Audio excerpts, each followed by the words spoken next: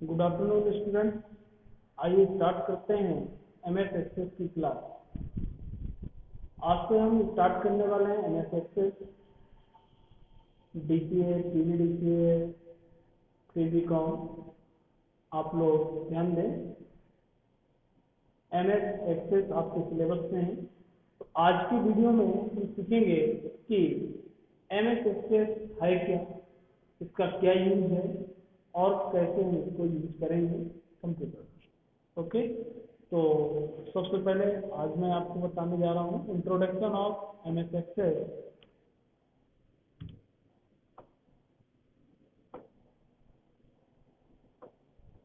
यहाँ पे आपको समझाता जाता हूँ क्या है इंट्रोडक्शन ऑफ एमएस एक्सेस।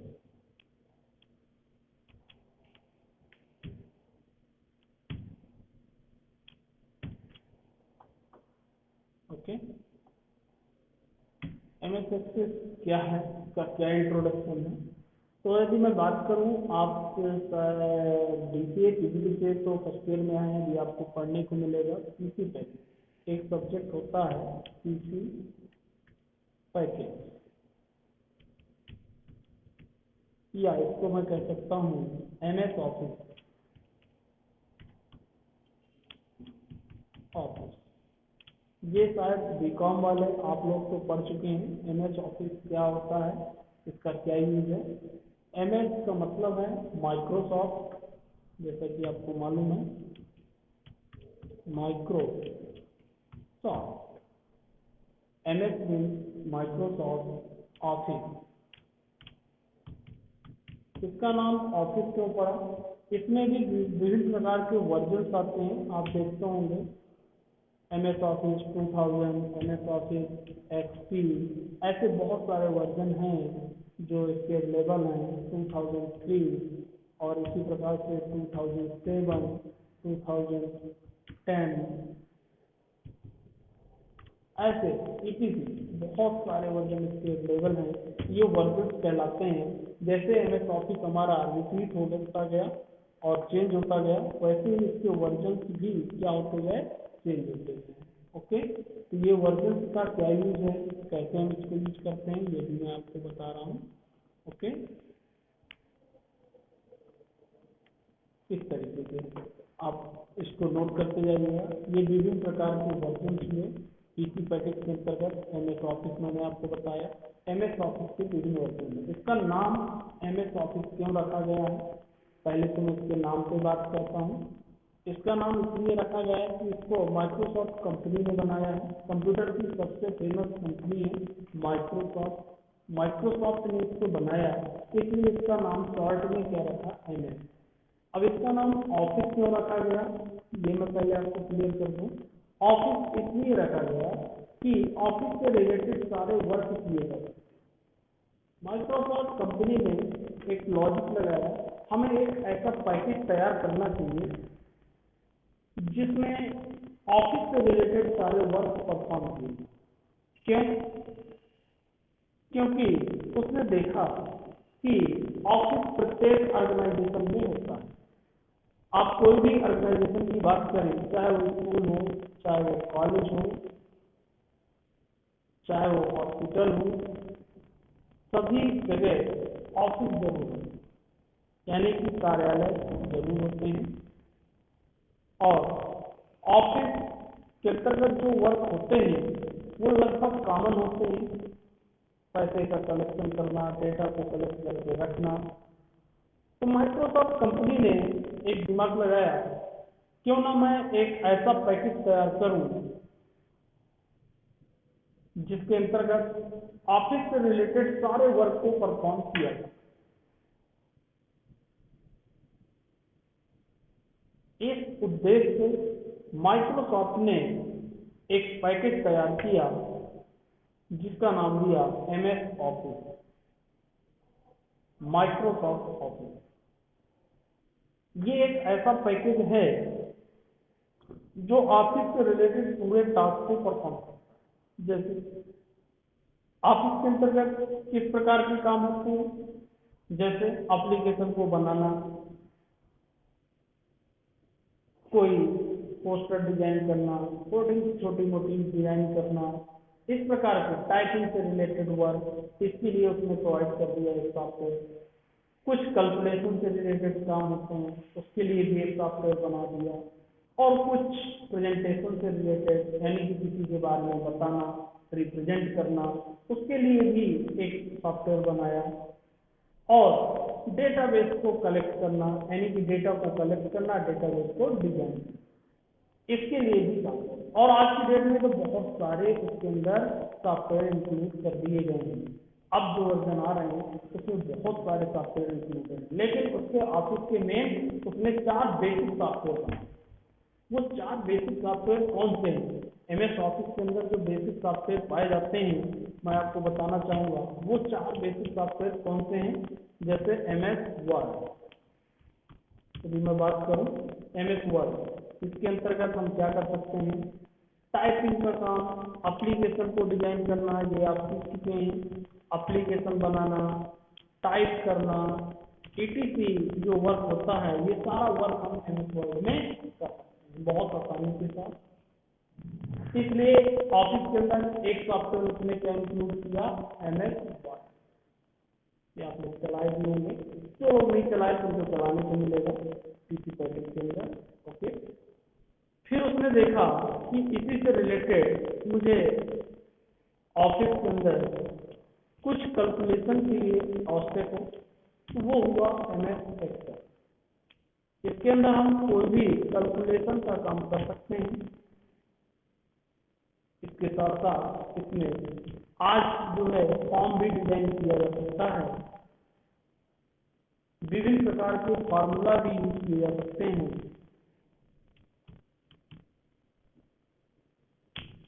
इस प्रकार से हम एक एज ए सॉफ्टवेयर के रूप में हम एमएस एक्सेल को यूज कर सकते हैं। ये सभी सॉफ्टवेयर हैं, एप्लीकेशन सॉफ्टवेयर हैं, ऑफिस के अंतर्गत पाए जाते हैं। ऑफिस में जो जैसे फीस का यदि डेटा हमको मेंटेन करके रखना है तो एक्सेल में आसानी के साथ किया जाए, किससे कितनी फीस पाना है, डी है, किसने कितनी फीस जमा किया, किस डेट को जमा किया, इस तरीके से पूरे डेटा को आसानी के साथ एक्सेल में मेंटेन किया जाए। और इसी के अंदर एक और उसने इंक्लूड किया पावर पॉइंट।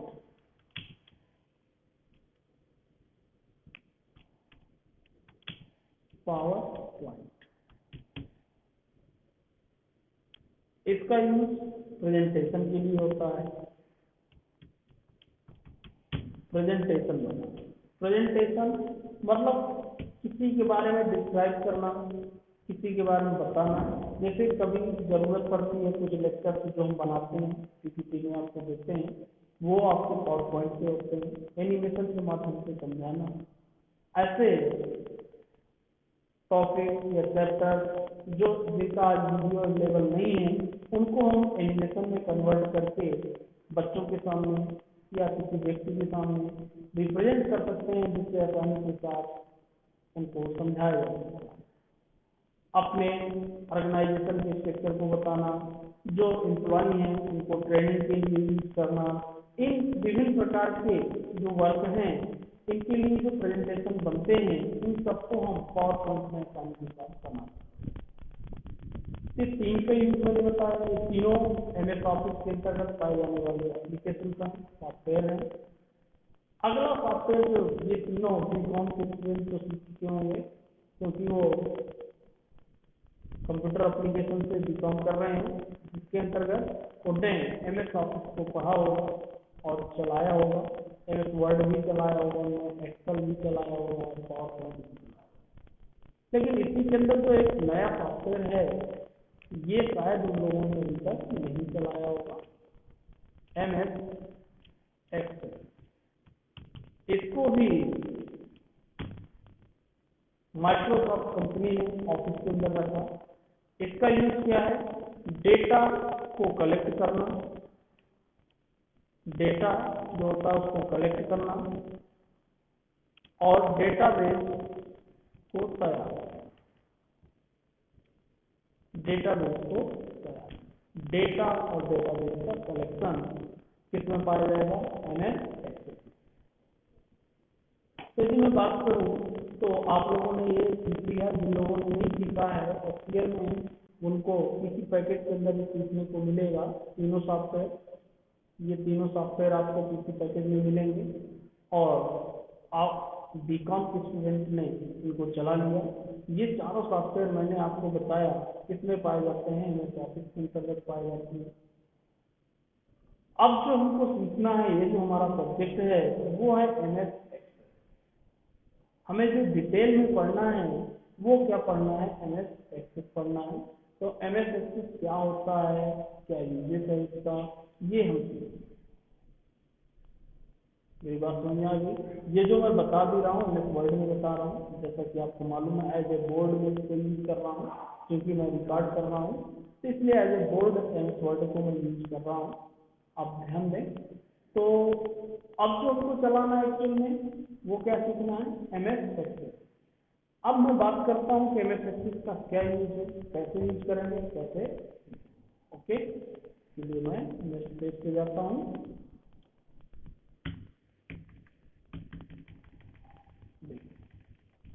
ये तो मैंने शॉर्ट में उसका इंट्रोडक्शन आपको बताया, नोट किया। अब हमको जो चलाना है MS एक्सेल,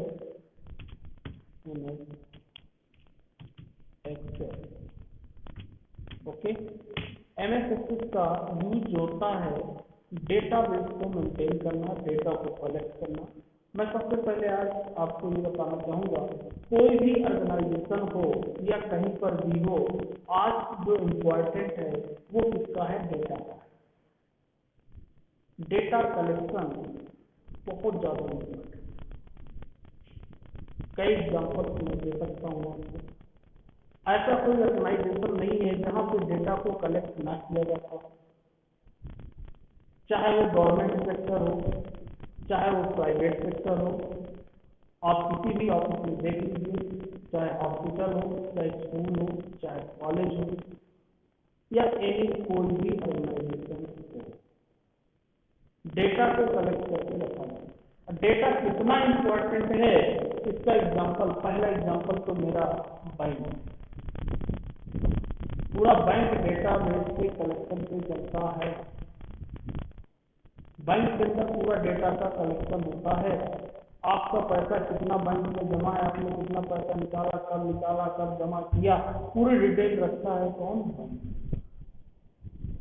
कॉलेज, आप कॉलेज में कब एडमिशन लिए, कब पास किए, इंटरनल मार्क्स कितने पाए, प्रैक्टिकल में कितना पाया, फीस आपने जमा किया कि नहीं किया, कब जमा किया, कितनी जमा किया, इस प्रकार से आपकी अटेंडेंस कितनी है, इसका पूरा कलेक्शन रखता है कौन?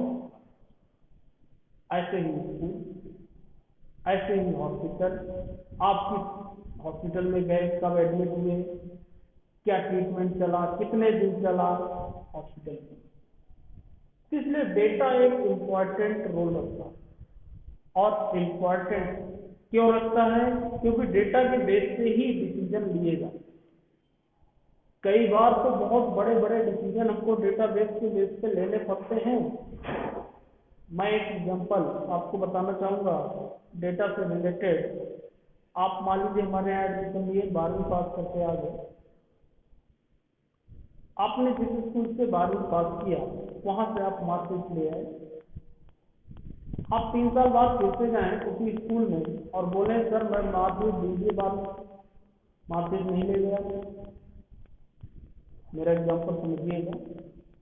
आप यदि उससे मार्कशीट मांगेंगे तो क्या कहेंगे? जबकि आप मार्कशीट ला चुके हैं लेकिन फिर भी पहुंचे, क्या वो तुरंत मना कर देंगे या ऐप कर देंगे? जवाब दीजिए। नहीं। ना तो आपको तुरंत वो ये कह सकते हैं कि आप मार्कशीट ले जा चुके हैं, ना तो आपको ये कह सकते कि मैं मार्कशीट दे रहा हूँ। वो ये कहेंगे मैं देखता हूँ, जो भी वहाँ एड्रेस लग सकता। आप नेट से भी मिलेंगे, वो भी कहेंगे कि आप देखेंगे। ऐसा क्यों? वो जो वहाँ के हेड होंगे वो किस बेस पे डिसीजन लेंगे? अपने डेटाबेस के आधार पे डिसीजन लेंगे, डेटा के आधार पे डिसीजन लेंगे। क्यों? जब आप मार्कशीट ले आए होंगे उस समय आपसे सिग्नेचर कराया गया होगा और वो कहेंगे जो भी उससे हेड होंगे क्लर्क से कि आप चेक करिए कि मार्कशीट लेना ही नहीं। वो किसमें चेक करेंगे? डेटा के बेस पे चेक करेंगे। वो अपना रजिस्टर ओपन करेंगे, चेक करेंगे, पलटाएंगे और देखेंगे कि आप मार्कशीट ले गए हैं कि यदि आपके वहां सिग्नेचर मिलते हैं मार्कशीट रजिस्टर में तो आपको फिर डिसीजन देंगे कि आप मार्कशीट ले जा सकते हैं। अब इस पूरी हिस्ट्री में आप देखिए कि इम्पोर्टेंट कौन है? डेटा। अब आप मार्कशीट भले नहीं ना ले जा चुके हो लेकिन यदि उस रजिस्टर में साइन है तो आपको यही कहा जाएगा कि आप मार्कशीट ले जाओ। पूरा डिसीजन किस बेस पे हो गया? डेटा। डेटा जो उसके पास डेटा अवेलेबल है उस डेटा के बेस पे उसने पूरा डिसीजन ले लिया। तो कितना इंपॉर्टेंट डेटा है। आप बैंक से पैसा निकालें या ना निकालें लेकिन यदि आपका ट्रांजेक्शन वहां पे दिख गया तो यही कहेंगे कि आपने पैसा निकाला। ओके, ऐसे ही जजमेंट, जज जो डिसीजन लेते हैं वो किसी को देखने नहीं जाते कि आपने ये अपराध किया है कि नहीं किया। वो किस बेस पे डिसीजन लेते हैं? डेटा के बेस पे डिसीजन लेते हैं। उनके पास जो डेटा रिप्रेजेंट होगा वो डेटा जो वकील वहां पे बताते हैं उस डेटा के बेस पे वो सीधा क्या ले लेते हैं? डिसीजन। इसलिए डेटा बहुत क्लियर और सही हमें कलेक्ट करके रखना चाहिए हमेशा, क्योंकि यदि हमारा डेटा ही करेक्ट इनकरेक्ट होगा, गलत होगा तो हमारे डिसीजन भी क्या होंगे? गलत होंगे। और जब हमारे डिसीजन गलत होंगे तो हमारे ऑर्गेनाइजेशन की छवि भी खराब होगी। तो या कोई भी डिसीजन यदि गलत होता है तो कहीं ना कहीं इफेक्ट आपके इमेज पे पड़ता है।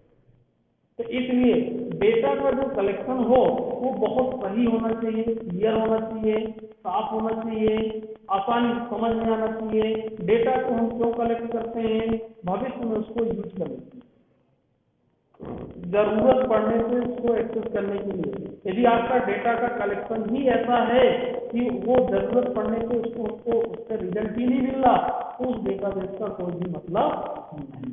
ये मैंने डेटा का इंपॉर्टेंस है। डेटा होता क्या है ये तो आप जानते हैं, कंप्यूटर की डेफिनेशन में सीधा सीधा डेटा यानी कि एनी रॉ मटेरियल के रूप में टाइप ऑफ डेटा। कुछ भी जो हम टाइप करते हैं कंप्यूटर में सब कुछ हमारा क्या है? डेटा।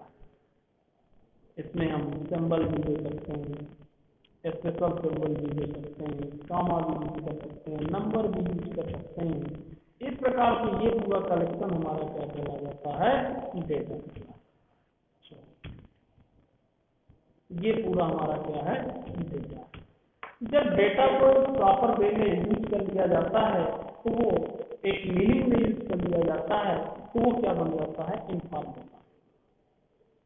डेटा को जब हम एज एक मीनिंग में कन्वर्ट कर देते हैं तो उसको क्या कहते हैं? इंफॉर्मेशन। मैं आपको बता दूं, जैसे अभी मैंने यहाँ कुछ भी लिख दिया था। ओके, यदि मैं इसको एक प्रॉपर तरीके से लिख देता जैसे राम 36, ये एक मीनिंग हो गया। इसी को मैं यहाँ लिखता है ऐसे लिख देता, कहीं पे कुछ भी लिख दूं तो इसकी मीनिंग हट जाए। आर लिख दिया, फिर कामा लिख दिया, फिर 6 लिख दिया। ये देखिए ये रॉ मटेरियल हो गया हमारा। इस तरीके से फिर मैंने इसको लिख दिया, एम लिख दिया, फिर मैंने इसी में डैश लिख दिया और 5 ये देखिए ये डेटा कलेक्शन। लेकिन इसी को जो मैंने कन्वर्ट किया इससे देखिए इसी से मैंने राम बना दिया, RAM राम, और इसी से 65 बना दिया। तो ये मुझे पता चल गया कि राम कोई नाम है, 65 कोई नंबर है, मार्क्स है या कोई भी नहीं। तो एक मीनिंग में कन्वर्ट हो गया। तो जब डेटा एक मीनिंग में कन्वर्ट हो जाता है तो वो क्या कहला जाता है? इंफॉर्मेशन। नॉर्मल डेटा हुआ और नॉर्मल डेटा से आपका जब एक इसमें कन्वर्ट हो गया, एक मीनिंग में कन्वर्ट हो गया तो अब आपका क्या बन गया? इंफॉर्मेशन बन गया। तो ये आप ध्यान दें।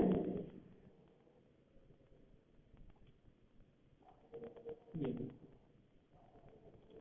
मैंने इसको एरो के माध्यम से आपको बताने की कोशिश किया। जब डेटा आपका एक मीनिंग में कन्वर्ट हो जाए वो आपका क्या कहला जाता है, इंफॉर्मेशन।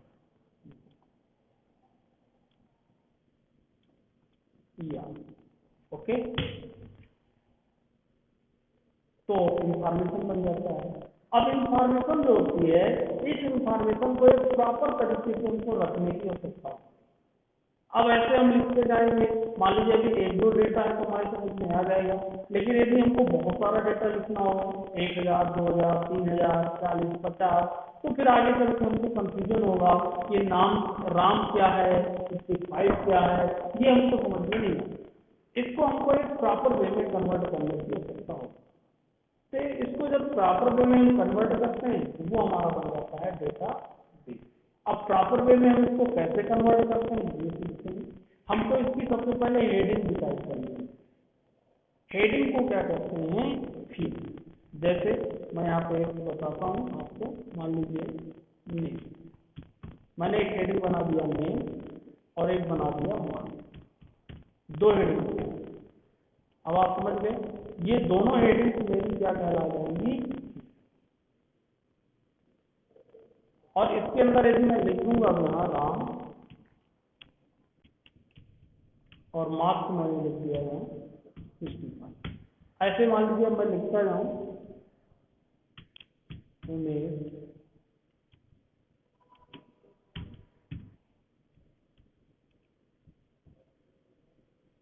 15, अरुण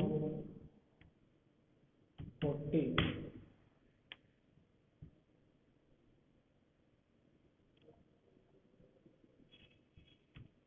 रामेश 60।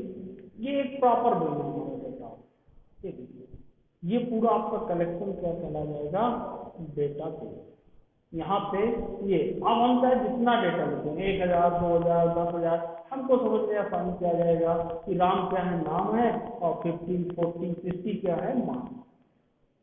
तो देखिए मैंने डेटा की शुरुआत किया, डेटा को जब एक मीनिंग में कन्वर्ट किया तो इंफॉर्मेशन बन गया। अब ये जब बन गया तो इसको हम प्रॉपर तरीके से यूज कर सकते हैं, और ये जब हम इसको प्रॉपर तरीके से यूज करेंगे तो ये हमारा पूरा, ये जो हमारी ये क्या कहला जाएंगे, आपकी फील्ड। इनको हम क्या कहेंगे, ये क्या है, हमारी फील्ड। यहाँ पे ब्रैकेट में स्पेसिफाई कर देता हूँ, यहाँ पे आप समझ जाएंगे। यहाँ जो देखते हैं उसको क्या कहा जाता है, फील्ड। ओके, ये हमारी फील्ड है। इनको कॉलम के रूप में स्पेसिफाई किया जाता है। कॉलम, ये हमारा कॉलम होता है, ये आप समझ गए। मैं ऐसे समझा देता हूँ, ये हमारा एक कॉलम हुआ, ये दूसरा कॉलम हुआ, तो तीसरा हुआ, चौथा हुआ, पांचवा हुआ, छठवां, जितने चाहे उतने कॉलम को बनाना। तो जो कॉलम के रूप में मैं स्पेसिफाई कर रहा हूँ वो हमारी क्या कहला जाती है, फील्ड। और यदि मैं इनकी बात करूँ, ये क्या है, इसकी यदि मैं बात करूँ, ये आपके क्या है, ये आप समझ सकते हैं कि ये आपके लिए क्या कहलाएंगे, रिकॉर्ड। ये हमारे क्या कहला जाएंगे, सभी रिकॉर्ड। क्यों, देखिए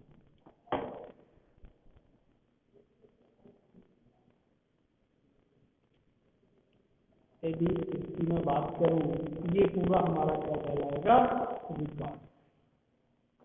ये पूरे हमारे रिकॉर्ड।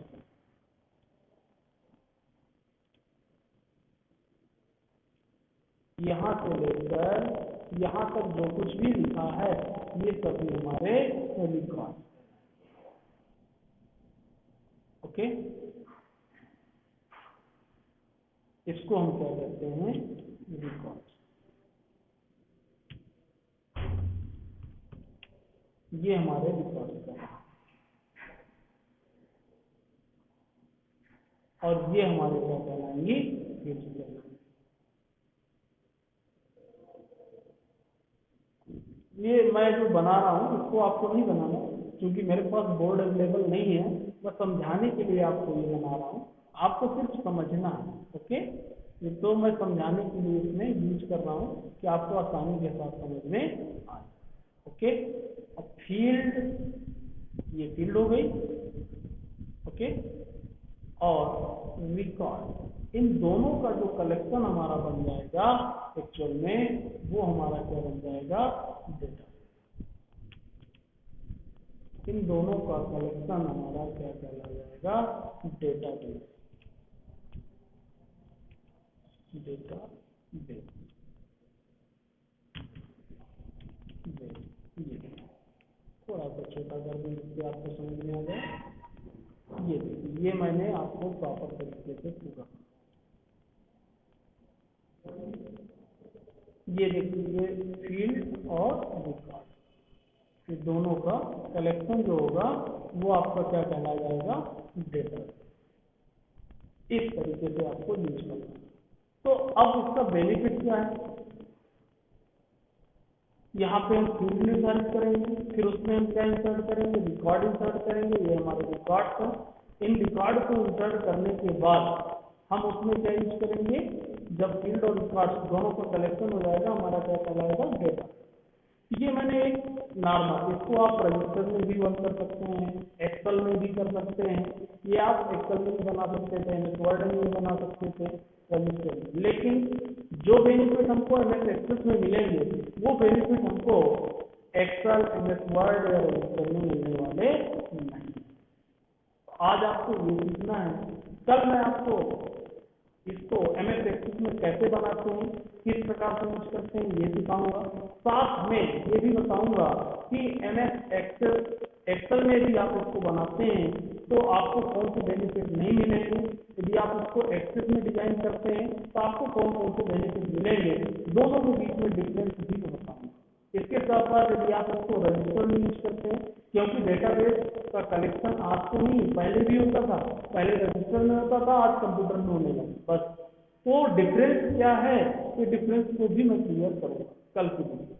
ओके, तो आज की वीडियो में यहीं पर ओके।